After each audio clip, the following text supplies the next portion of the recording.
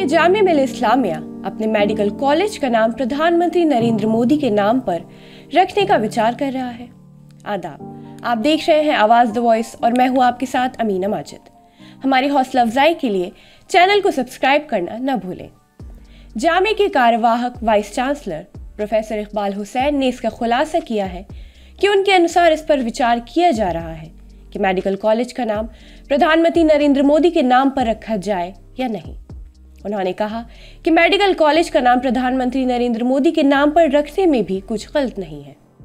जब अलीगढ़ मुस्लिम यूनिवर्सिटी में पूर्व प्रधानमंत्री पंडित जवाहरलाल नेहरू के नाम पर एक मेडिकल कॉलेज हो सकता है, तो जामिया मिल्लिया इस्लामिया में नरेंद्र मोदी मेडिकल कॉलेज क्यों नहीं हो सकता। प्रोफेसर इकबाल हुसैन ने कहा कि मेडिकल कॉलेज को मिली मंजूरी सिर्फ कागजों पर है, इसके लिए अभी तक कोई फंडिंग नहीं हुई है, यह अभी तक जमीन पर नहीं है। उन्होंने कहा कि जामिया मिल्लिया इस्लामिया ने कभी भी सरकार का विरोध नहीं किया। यूनिवर्सिटी का इतिहास स्वतंत्रता संग्राम से जुड़ा है। उन्होंने कहा कि जामिया मिल्लिया इस्लामिया के पास भी जल्द मेडिकल कॉलेज होगा। जामिया का रिश्ता राष्ट्रपिता महात्मा गांधी से रहा है। जामिया ने काफी तरक्की की है।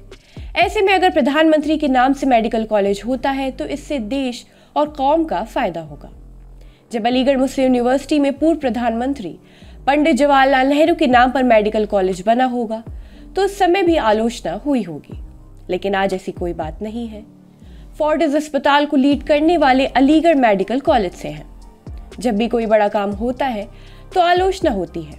आने वाले 10-15 साल बाद जो लोग आलोचना करते हैं उनके बच्चे जामिया मेडिकल कॉलेज में पढ़ेंगे और देश को आगे बढ़ाएंगे।